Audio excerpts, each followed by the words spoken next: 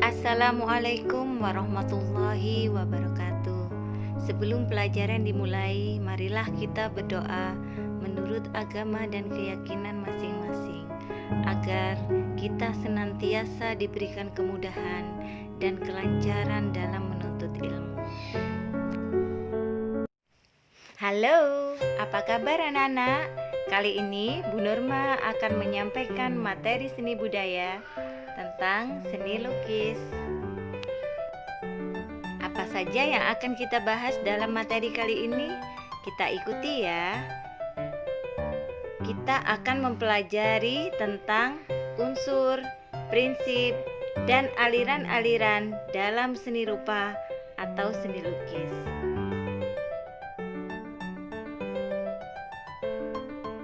Kompetensi dasar 3.1. Memahami unsur, prinsip, teknik, dan prosedur berkarya seni lukis dengan berbagai bahan. Yang pertama, kita akan mulai mempelajari tentang unsur-unsur seni lukis. Apa saja ya unsur seni lukis? Yang pertama adalah titik. Titik adalah unsur utama dalam melukis. Titik adalah unsur yang paling kecil dan merupakan unsur utama dalam terbentuknya unsur garis, bidang, dan ruang.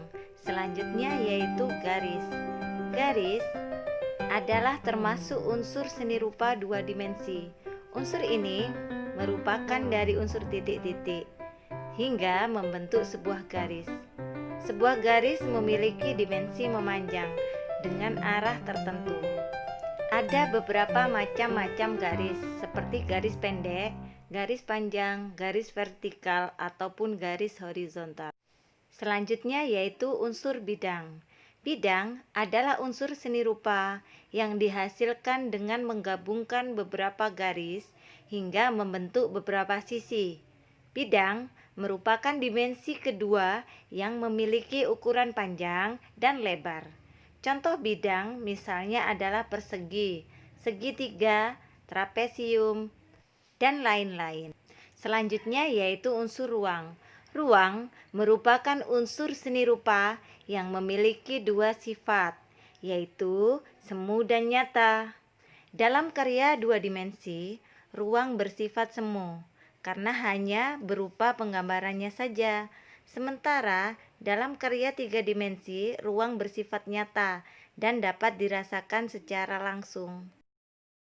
Selanjutnya, kita akan mempelajari tentang bentuk. Unsur-unsur seni rupa yang berikutnya adalah bentuk. Unsur ini membuat sebuah seni rupa menjadi lebih hidup dan dapat diamati sebagai karya seni yang utuh. Bentuk terdiri dari beberapa bidang. Ada beberapa jenis bentuk, yakni geometris seperti kubus, balok, tabung, atau bentuk non-geometris seperti manusia, hewan, dan alam. Selanjutnya, kita akan mempelajari tentang warna. Salah satu unsur seni rupa adalah warna. Warna membuat karya seni menjadi lebih hidup dan ekspresif. Berdasarkan teori warna, terdapat cahaya, terdapat 7 spektrum warna. Dalam teori warna seni rupa, terdapat teori warna pigmen, yaitu pengelompokan warna sebagai berikut.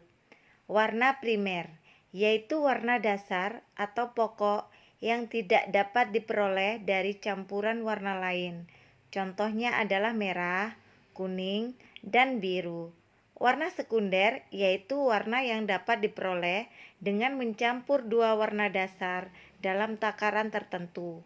Contohnya adalah orange, ungu, dan hijau. Selanjutnya warna tersier, yaitu warna yang dihasilkan melalui percampuran warna-warna sekunder.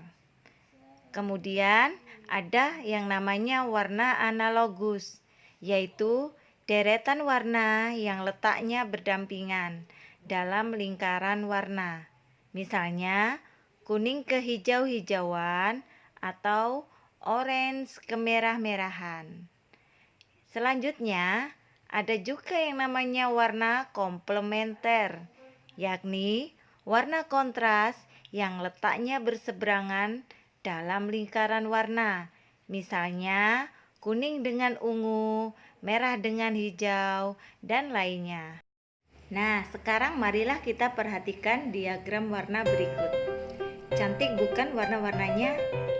Inilah hasil dari percampuran ketiga warna pokok yang menghasilkan beberapa warna yang indah dan menakjubkan.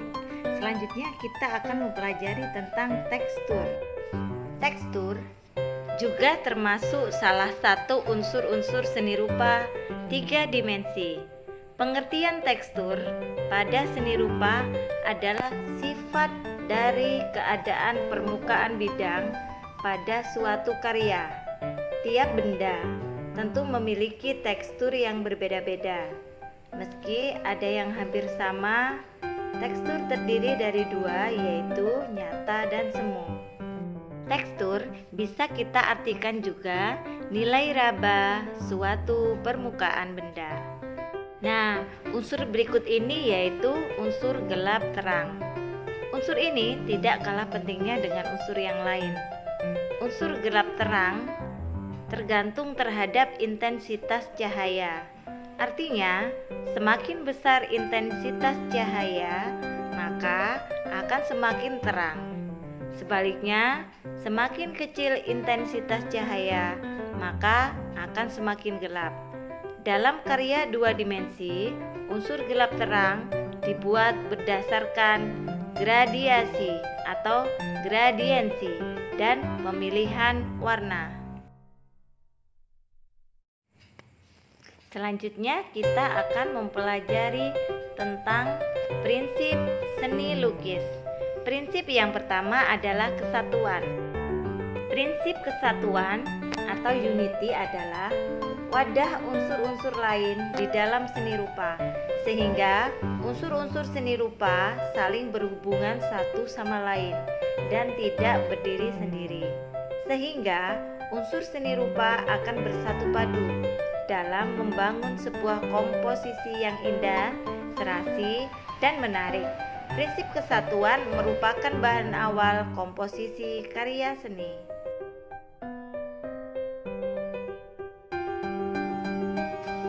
Selanjutnya, kita akan mempelajari irama. Apakah itu irama? Irama atau ritme merupakan pengulangan satu atau lebih unsur secara teratur dan terus-menerus, sehingga mempunyai kesan bergerak. Pengulangan ini bisa berwujud bentuk, garis, atau rupa-rupa warna. Pengulangan unsur bentuk jika diletakkan di tempat yang sama akan terlihat statis. Berbeda dengan irama harmonis, maka menghasilkan nilai estetika yang unik. Untuk itu, pintar-pintar dalam melakukan variasi warna, ukuran, jarak, dan tekstur. Prinsip selanjutnya yang akan kita bahas yaitu tentang keseimbangan. Keseimbangan adalah prinsip yang berhubungan dengan berat ringannya suatu karya seni. Karya seni diatur agar mempunyai daya tarik yang sama di setiap sisinya. Prinsip keseimbangan ini memberikan pengaruh besar pada suatu susunan unsur-unsur seni rupa. Balance bisa dibuat secara formal, simetris, dan dengan informal atau asimetris, serta keseimbangan radial atau memancar. Prinsip selanjutnya adalah prinsip proporsi. Apa itu prinsip proporsi?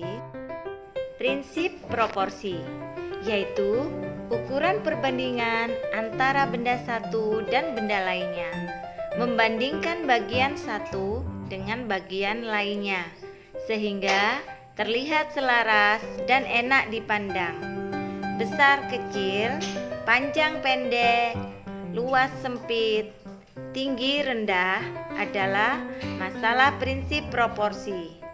Contoh mudah yang bisa kita jadikan gambaran yaitu ketika kita akan membuat lukisan tubuh manusia, maka bagian tubuh kita ambil wajah ya. Contoh, ukuran antara alis, mata, hidung, dan mulut harus seimbang. Selain itu, perbandingan kita kasih contoh antara manusia dewasa dengan anak kecil, mereka mempunyai perbandingan panjang dan pendek. Seperti contoh gambar di bawah ini.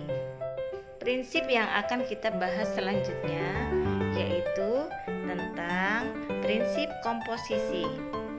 Prinsip seni rupa komposisi merupakan salah satu prinsip yang menjadi dasar keindahan dari sebuah karya seni.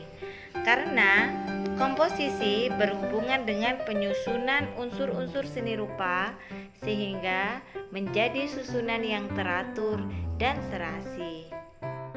Penataan karya seni yang teratur dan serasi tentunya akan mempunyai nilai tersendiri bagi kita. Sehingga karya seni tersebut terlihat indah dan menarik. Prinsip yang akan kita pelajari selanjutnya yaitu prinsip aksentuasi atau pusat perhatian. Prinsip seni rupa ini disebut juga dengan prinsip dominasi. Adalah usaha untuk menampilkan bagian tertentu dari karya seni rupa sehingga terlihat menonjol dan gampangnya terlihat berbeda dengan bagian yang lain di sekitarnya. Bisa dilakukan dengan cara mengatur komposisi atau posisi, warna, ukuran, dan unsur lainnya. Anak-anak sangat menarik ya mempelajari dunia melukis.